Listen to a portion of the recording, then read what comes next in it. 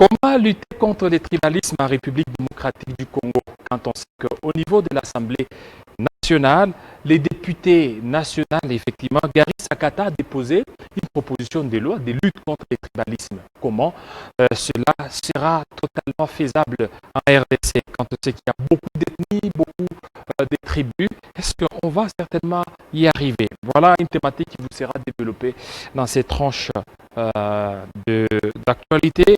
Nous avons l'honneur pour vous de recevoir M. Stan Banyakou. Bienvenue. Merci. Voilà, beaucoup de tribus en République démocratique du Congo, les ressortissants du Bandundu, les ressortissants du Sud Kivu. Et aujourd'hui, vous nous parlez de la lutte contre les tribalismes. Est-ce que ça sera faisable? Bon, écoutez, d'abord, il faudrait, moi, je pense que les acteurs ou les chantres du tribalisme savent comment recadrer ce mot tribalisme. Parce que moi, j'ai l'impression qu'on va dans tous les sens lorsqu'on parle de tribalisme en République démocratique du Congo. Le tribalisme, ce n'est pas appartenir à une ethnie et vouloir le développement de cette ethnie. Ce n'est pas ça le tribalisme. Ou encore, je crains fort que le tribalisme, c'est être partout en République démocratique du Congo et dire que bon voilà, puisque je suis du Bandundu, j'ai placé mon entreprise au Congo central, cela ne fait pas de moi un tribaliste. Puisque vous savez, cette chose, elle va en essor. Il y a, à chaque niveau, il y a un terme bien approprié qui est supérieur au tribalisme. Je prendrai par exemple le cas de la xénophobie, qui n'a rien à voir avec le tribalisme, mais qui est aussi une forme un sens similaire des termes, mais qui n'est pas à son...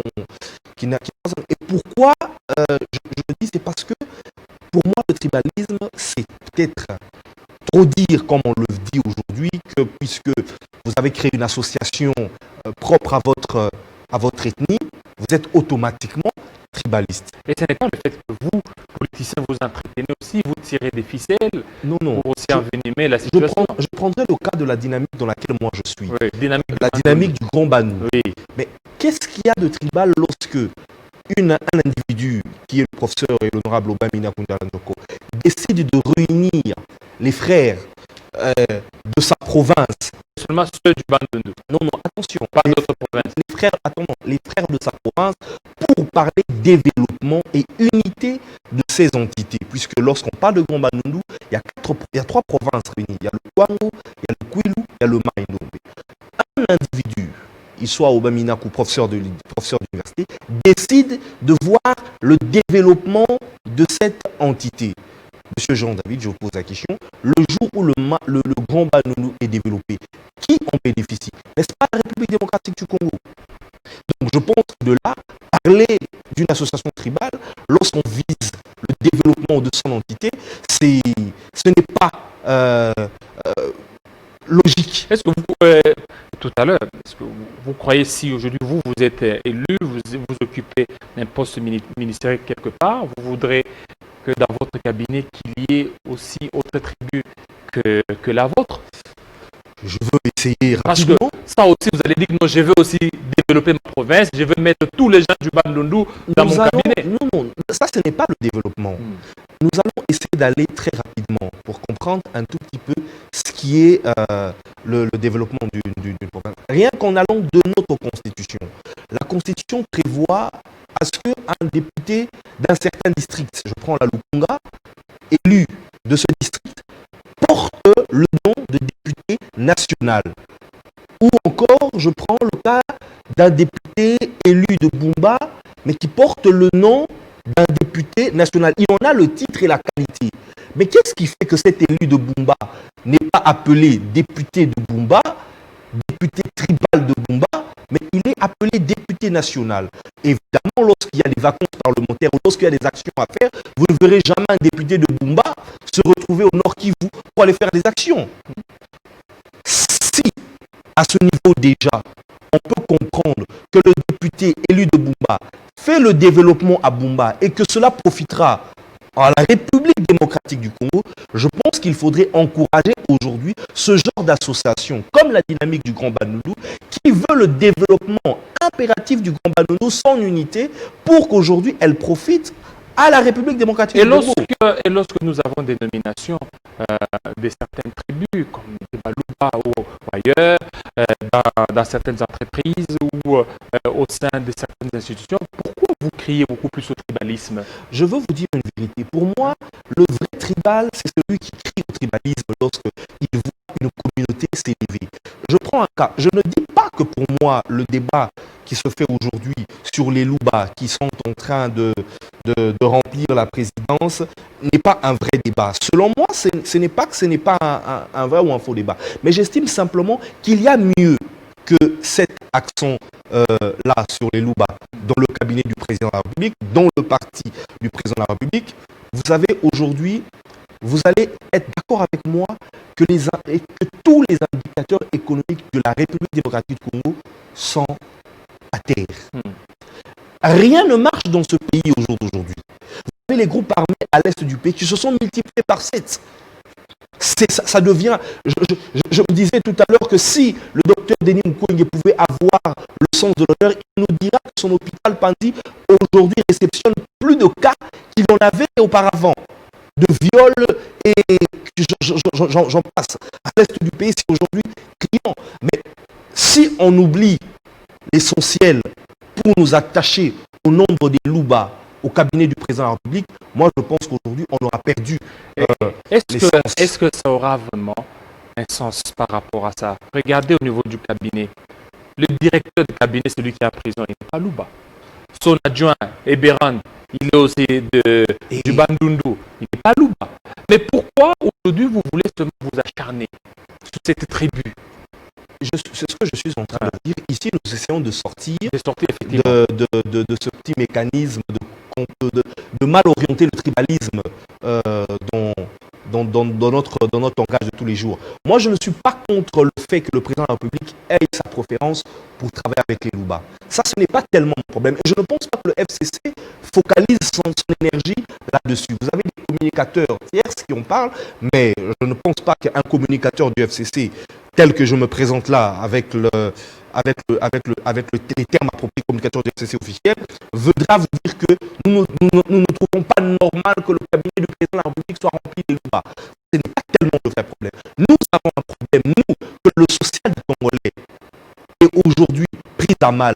Nous avons un problème que le train de vie du Congolais aujourd'hui ne soit plus ce qu'il était sous Joseph Kabila. Vous savez, aujourd'hui, vous côtoierez un fonctionnaire sans qu'il vous dise, sans parler politique, il vous dira « Je veux voir Joseph Kabila revenir en fonction ». Dès qu'il touche son salaire, il a lui-même le besoin de voir Joseph Kabila revenir en fonction parce que ça devient insignifiant lorsque vous comparez... Et c'est ce que vous êtes en train aussi de mener comme lutte pour le retour de Joseph Kabila. Alors que déjà au niveau de la Constitution, il est sénateur à vie. Et qui dit sénateur à vie, c'est que c'est rattaché beaucoup plus à sa vie et certains constitutionnalistes voient qu'il ne peut plus retourner en tant que président de la République. Il ne faudrait pas, moi je ne pense pas qu'il faudrait entrer dans ce débat dans ce sens-là. Le retour de Joseph Kabila, il devient impératif, il devient évident par rapport aux signaux que lance la République démocratique du Congo. Quoi, vous faites une étude comparative. Je prends les débuts de Joseph Kabila, son premier mandat, de 2006 à 2008. L'évolution de la République démocratique du Congo, son essence économique, lorsqu'il s'est élevé, puisque il ne faudrait pas mentir, là où Joseph Kabila a pris le Congo, il a fait un bond vers l'avant. Joseph Kabila a pris le Congo, c'est en 2002. Il a pris le Congo en 2002. Dans le 2002 que nous connaissons. Le premier mandat a commencé en 2006. C'est qu'il avait beaucoup plus de l'expérience. Non, pourquoi ne pas donner cette chance aussi à Félix Tshisekedi nous allons aller. Ce sont ses premières années. Nous allons même nous rabattre en 2002. Rentrons en 2002. Oui. Vous prendrez Joseph Kabila en 2002, vous comparerez ça avec ce qui était avant? Je ne pense pas. Bien que le contexte n'était pas le même, le pays était déchiré, le pays était ce qu'il était, mais on a vu ici l'évolution. Déjà en 2002, de 2002 à 2004, le pays avait évolué. que ce soit économiquement, que ce soit socialement. On avait fait un bond vers l'avant. Aujourd'hui, vous avez 2018 à 2020, le pays a régressé. Il ne faut pas avoir peur de le dire. Le peuple congolais est rentré en arrière. Régressé parce qu'il y a coronavirus, il y a certaines contraintes qui ont fait assez Mais que vous me cette parlez, régression. vous m'avez ici évoqué 2002. Le contexte était encore plus turbulent que le coronavirus. Mais Puisqu'il y avait le pays qui était divisé en 4 ou en 5.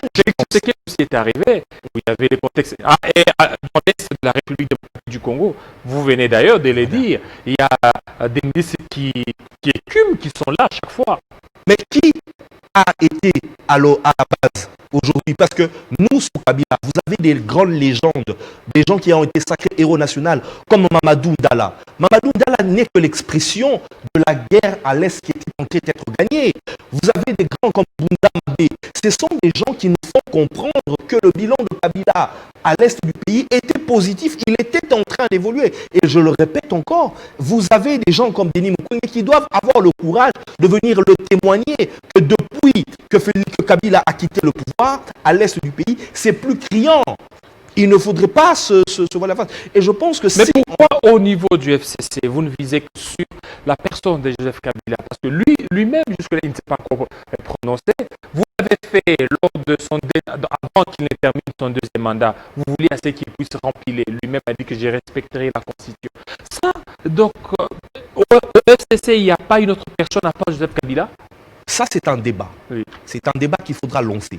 Mais ici, moi, je ne parle pas de dire que M. Kabila allait déposer votre candidature. Je suis en train d'expliquer. Mais vous demandez, je suis en train d'exprimer. Je suis donc en train d'exprimer la volonté d'un peuple aujourd'hui. Puisque le peuple n'a pas une autre alternative dans son esprit aujourd'hui que ce qu'il a vécu après Joseph Kabila.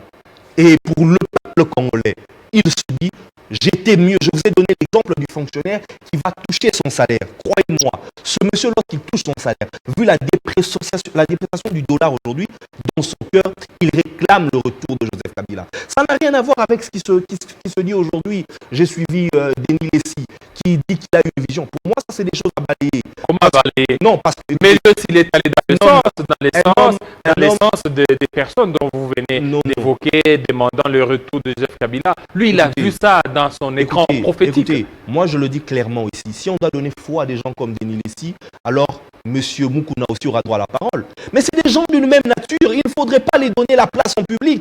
Il ne faudrait pas les donner la parole en public. C'est de là. C'est des non. Ça, c'est blague avec le peuple congolais. Ces gens de cette nature, que ce soit Mukuna, que ce soit Denis Lessi, ce n'est pas des gens à qui on doit donner le micro, à qui on doit donner la place publique. Non, il faut les interdire. Moi, je pense que s'il faudrait vraiment respecter le peuple congolais, l'état de droit, c'est de donner la parole aussi à tout le monde. Non, écoutez, et le droit de l'immoral n'a pas droit à la parole en public. Il ne faudrait pas blaguer avec les gens. Nous voulons d'une démocratie. La démocratie, c'est aussi... Denis Lessi a fait d'immoral?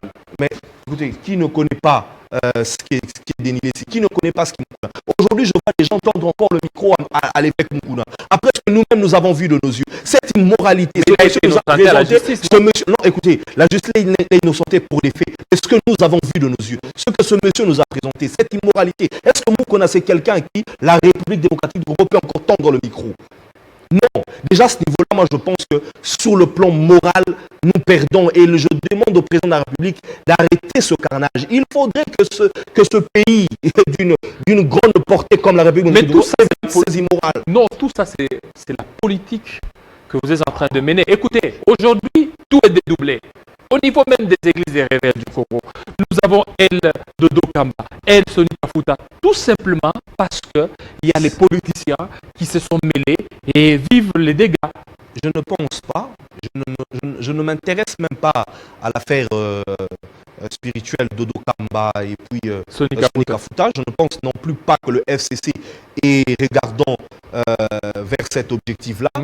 Rien à voir. En tout cas, je FCC, Sonika Fouta, Dodo Kamba Cash. Je n'en ai pas entendu parler au FCC. J'ai assisté à la dernière réunion des communicateurs du Front commun pour le Congo. Les dernières directives ont été données. Je n'ai pas entendu parler de soutenir les Sonika Fouta ou que l'autre Dodo Kamba n'était pas avec nous. Ça, je n'en ai pas entendu parler. J'ai entendu parler du bien-être du Congolais, de ce qui devait être aujourd'hui la vie du Congolais. Le FCC a mal. Puisque vous savez, monsieur, vous serez d'accord avec moi, monsieur Jean-David, que le Congo a perdu au jour d'aujourd'hui. A perdu quoi? Qu'est-ce qu'il a perdu, le Congo? Écoutez, nous sommes dans une dépréciation monétaire qui devient flagrante. Nous atteignons nous avons dépassé ce qui devait être une façon normale. Je pense que je ne suis pas économiste, je ne vais pas entrer dans ce débat-là, mais je crois qu'aujourd'hui, lorsque moi-même j'avais prendre mon salaire, je suis conscient. Non, la monnaie est en train de se stabiliser. Ça fait pratiquement, ça fait pratiquement quelques semaines où on commence à constater un dollar qui s'échange contre 20 000 francs. Vous savez ce que le Congo doit reconnaître à Joseph Kabila. Je ne dis pas qu'il n'y a pas eu de dépréciation monétaire sous Joseph Kabila. Il en a eu. Mais vous savez ce qui se passait. Lorsque l'État constatait que le fonctionnaire venait d'être privé de son salaire vu la dépréciation monétaire, qu'est-ce que le gouvernement sous Joseph Kabila faisait? Il ramenait le fonctionnaire à cette monnaie-là. Mais ce n'est pas ce qui se fait aujourd'hui. Est-ce qu'aujourd'hui, à part Joseph Kabila Kabange, quel autre candidat au niveau du FCC peut concourir? La question n'est pas encore abordée. La question n'est pas encore abordée. Maintenant, la question de Joseph Kabila est déjà abordée. Non, ce que je suis en train de vous dire ici, parce que nous sommes dans une étude comparative. Oui, le président, le nouveau président de la République, vous ne visez que sur Joseph Kabila Kabange. Alors, à part lui, il n'y a pas une autre alternative. Écoutez, le problème qui est là, c'est ceci. Moi, je vous parle aujourd'hui d'un sentiment, puisque j'estime que nous avons vécu une ère, nous en vivons une autre, quand nous avons voulu appeler l'ère du changement, mais qui devient l'ère du régressement. Et dans ce cas d'espèce, je devrais, en tant qu'humain, me retourner vers Joseph Kabila.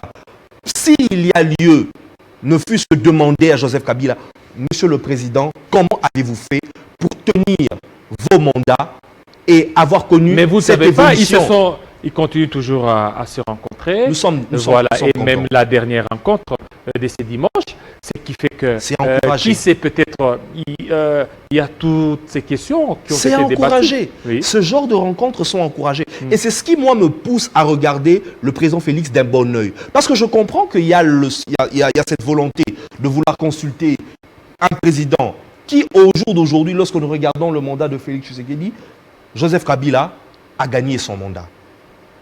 Joseph Kabila a gagné son mandat. Et pourquoi vous n'aidez pas aussi Félix Tshisekedi à gagner son mandat? Parce que vous êtes dans une coalition. Je veux vous dire, vous êtes en train de vous entraquer. Je veux vous dire une chose que vous ne savez pas. Aujourd'hui, vous savez que le développement rural, le ministère du développement rural, a lancé cette affaire de route en cantonnage manuel. C'est un ministre FCC qui l'a fait. Bien qu'évidemment qu'il est plus couvert de cette immunité, mais on sent la volonté. Vous avez le ministère de l'Environnement avec Claude Yamugabo, qui est aujourd'hui coté par tous les sondages comme le meilleur des ministres de ce gouvernement.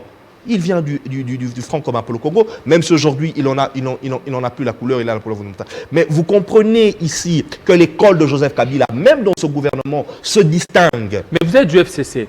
Lorsque le PPRD a mis un tweet, donc le PPRD a paraphrasé ou relayé les propos de Nyamugabo pour dire que non, Joseph Kabila va revenir en 2023, nous y travaillons. Après beaucoup de réactions, le tweet a été supprimé. Vous avez peur de quoi?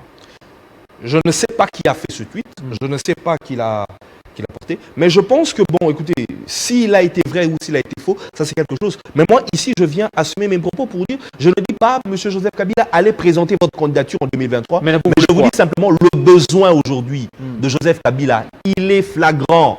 Il doit revenir. Il est flagrant. Le besoin de voir Joseph Kabila président de la République aujourd'hui, il devient flagrant, puisque ce que nous sommes en train de vivre, croyez-moi, nous n'avons pas vécu ça, Joseph Kabila. Il est d'un sentiment normal que le Congolais vous dise aujourd'hui, je veux voir Joseph Kabila rentrer au pouvoir parce que je veux vivre ce que je vivais.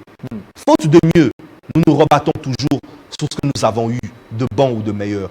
Et Joseph Kabila est ce que le Congo a eu de bon et de meilleur. Je ne sais pas si on arrive à le comprendre. Ce n'est pas un débat politique, ce n'est pas c'est un débat même social, moi je dirais. il touche la couche sociale du peuple congolais. Il ne faudrait pas qu'on se monte, monsieur Jean-David Kilolo. Il ne faudrait pas qu'on se monte. Le Congo a besoin, en tout cas, si pas de la personne de Joseph Kabila, mais de la façon de faire de Joseph Kabila. Je pense qu'il serait mieux peut-être d'appliquer aujourd'hui la façon de gérer de Joseph Kabila pour peut-être voir, je vous ai parlé aujourd'hui, la dépréciation, on en a connu sur Joseph Kabila, mais qu'est-ce qui se passait? Il s'arrangeait pour amener le fonctionnaire toujours au niveau qu'il fallait. C'est normal parce que lui, il avait beaucoup plus d'expérience, il en a fait 18 ans au pouvoir. Félix n'a que 2 ans, d'ici là, 3 ans. C'est encore un début, ça s'apprend. Je n'en disconviens pas. Je n'en disconviens pas que ça s'apprend. Vous n'allez pas comparer les 18 ans contre les 3 ans. Voilà pourquoi je vous dis, avant de devenir président de la République, moi je suis contre, comment j'appellerais ça, vous avez aujourd'hui en République démocratique du Congo des gens qui deviennent ministres sans avoir été conseillers dans un cabinet, qui ne sait même pas comment se présente une note technique, qui ne sait même pas comment rédiger une note explicative. Mais vous avez ce monsieur la ministre et vous vous étonnez que certaines choses ne fonctionnent pas à la langue. Non, je pense qu'un processus doit être suivi. Même pour être président de la République aujourd'hui, un processus doit être suivi. J'estime que le président Félix en a suivi ce processus.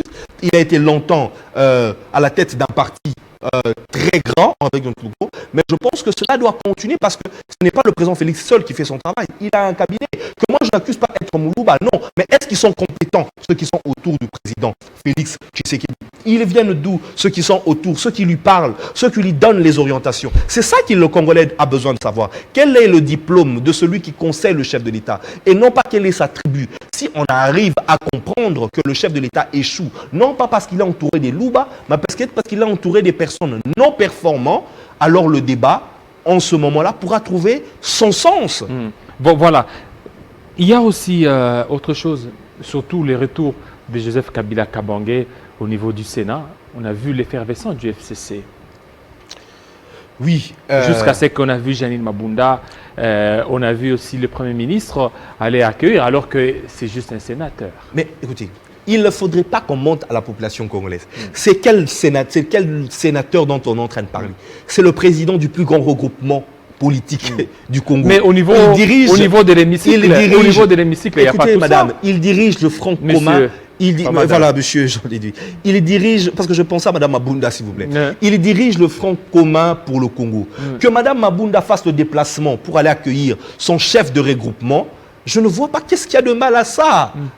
Si M. Ilunga Nkamba, qui reconnaît que s'il est Premier ministre, c'est évidemment parce que Joseph Kabila a mené une machine qu'on appelle le Front commun pour le Congo et qu'il aille lui présenter sa gratitude.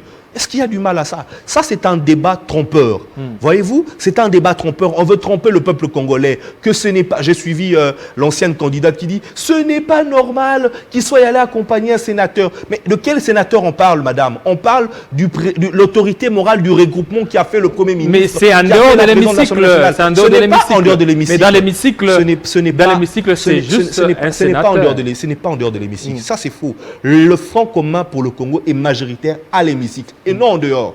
Hein? Pour l'instant, en tout cas, elle est majoritaire là. Elle a 300 députés. Ça ne se passe pas en dehors. Oui, mais au niveau de l'hémicycle, c'est qu'il est sénateur, comme tous les autres sénateurs. Il est sénateur et il n'y a rien eu de mal à ça. Ils sont allés montrer une gratitude, une salutation. J'aurais été sur place, j'aurais été allé saluer le sénateur Joseph Kabila parce qu'il est d'abord l'autorité morale de mon parti. Rien que pour ça, le déplacement est justifié. Voilà, merci beaucoup, Monsieur Sten Banyakou, de votre passage dans ce magazine d'actualité. Restez branchés sur nos antennes de Télé 50. À très bientôt.